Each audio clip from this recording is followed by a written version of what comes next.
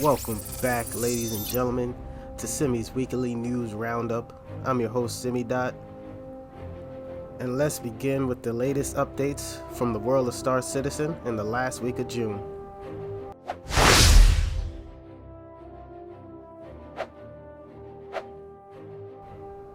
The Star Citizen team had an amazing weekend attending two successful Bar Citizen events.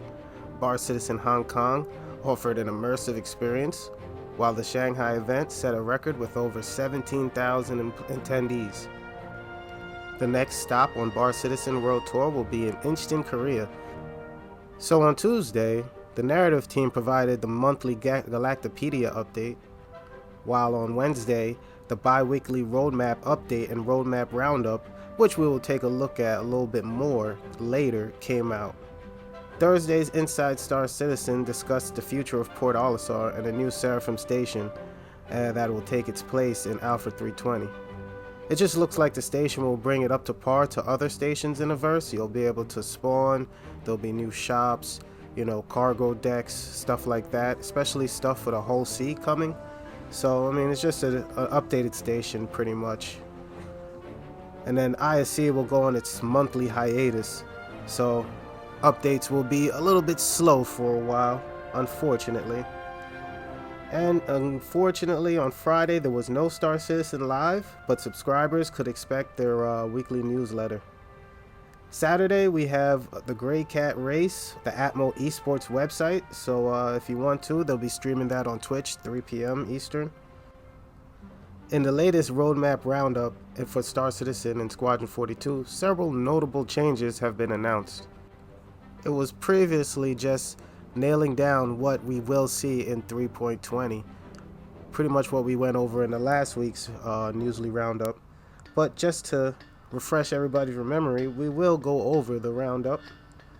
The new release include a mission called Salvage Contract Cover-Up, where players will be hired to remove gang markings and paints from ships included in the crime. Security forces will be on the lookout, so you'll have to scrape all the gang markings off of the ship pretty much. Several features have passed their final review phases and now are marked as committed. The Arena Commander module that will receive its updates to its front end, which will make it easier to switch modes, vehicles, and loadouts. Additionally, new racetracks such as Utopia's Icebreaker and Miner's Lament, Snake Pit, Yater Valley, and Halloran Circuit will be included. The New Horizon Speedway racetracks have been improved and relocated to the planet Green in the Ellis system. Two new dogfighting maps, Jericho Station and Winner's Circle, have been added, along with a new elimination map called Echo 11. Security Post Korea, a new location from its persistent universe, will also host game modes inside of the classic Arena Commander mode. However, unfortunately, it looks like ship trespassing feature will require more time for development and addressing potential issues, so it's been temporarily removed from the release field, which is unfortunate. Players are encouraged to join the discussion on Spectrum to refer to the Roadmap Companion Guide for more details on Star Citizen's public roadmap. Well, that's all we have for the news today. We are going to do a new segment on Simmy's Weekly Roundup. We're going to go into a little bit of lore. So take it over, SimmyBot, as we dive into the lore of terraforming. Terraforming, a journey of hope and tragedy. In this piece, we will explore the ambitious attempts of humanity to transform inhospitable planets into thriving habitats suitable for human life. Join us as we go into the triumphs, setbacks, and ethical dilemmas encountered throughout this journey in Star Citizen's lore. In an era of rampant human overpopulation, the need to find new habitable worlds became an urgent priority. Scientists and visionaries set their sights on a process called terraforming, a radical approach to transform planets into sustainable environments for human settlement. In 2113, Roberts Space Industries introduced the world's first Atmo processor, commonly referred to as the terraformer. This groundbreaking invention sparked years of simulations and tests, ultimately leading to the first ever terraforming effort in human history, Mars. In 2120, the United Nations of Earth embarked on the ambitious mission to terraform Mars. Teams of surveyors were dispatched to gather vital data, generate topographical maps, and assess the planet's suitability for terraforming. It marked humanity's first full-scale exploration of a planet beyond. Tragedy struck Mars in 2125, just 2 days before its official declaration as an oxygen-sustaining environment. A catastrophic chemical miscalculation in the planetary atmospheric processors resulted in an unstable artificial atmosphere and a planet-wide atmospheric escape. Thousands of scientists and technicians lost their lives, and questions arose about the involvement of AI failures.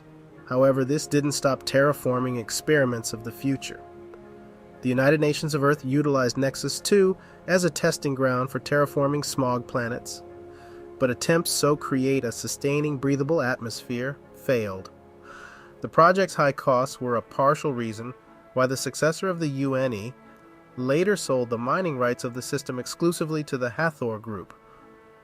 While most terraforming attempts succeeded during the Messer era, terraforming efforts were poorly regulated, leading to irreversible damage and near uninhabitable conditions in some cases.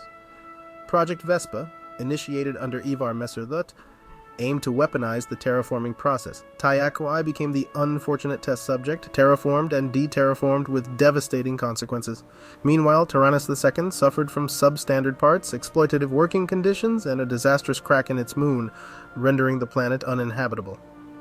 Uriel, once subjected to a failed terraforming attempt, fell victim to the introduction of the chestnut beetle, resulting in a perpetual cycle of devastation for the planet's surface. Hyperion, on the other hand, is plagued by perpetual hyperclay dust storms, rendering it inhospitable. Castor, a victim of a failed terraforming attempt, now boasts a barely breathable atmosphere due to irreversible damage. Pyro VI, home to a derelict terraforming station, stands as a haunting reminder of the past ambitions of Gold Horizon. In 2792, a terraforming corporation wiped out the indigenous life on Garin II, including a pre-industrial race, igniting widespread protests. In part of this, the Messer era was ultimately brought to an end, leading to the implementation of the Fair Chance Act in 2795 to prevent similar tragedies. In 2795, Fair Chance Act is legislated by the reformed UE government to prevent similar incidents as the massacre of Garin II from happening in the future. The aim of FCA is to protect the lives and well-being of species who live on planets who have not developed but possess the reasonable capacity for evolution into intelligence based on the responsibility of human beings for their fellow creatures. Project Archangel was started under the reign of Corbin Salehi in 2872. The building of artificial planets was supposed to replace the need for terraforming. Currently, the first artificial planet, Synthworld, is still in construction. The journey of terraforming in Star Citizen's lore is a testament to the indomitable spirit of humanity, driven by both hope and tragedy. Faced with the pressing challenge of overpopulation, scientists and visionaries sought to transform inhospitable planets into havens for human life. Well, that's all I have for you on this week's News Roundup. If you found this video informative and entertaining, don't forget to smash that like button and share with your fellow Star Citizens. And if you haven't already, make sure to subscribe and join the Discord community. In the month of July, we have a giveaway for a 100i starter package shipping game. Simply subscribe and leave a comment on any video this month to participate. Well, thanks for listening. Catch you on the next one. Y'all know what to do. And I'll see you in the verse. Peace.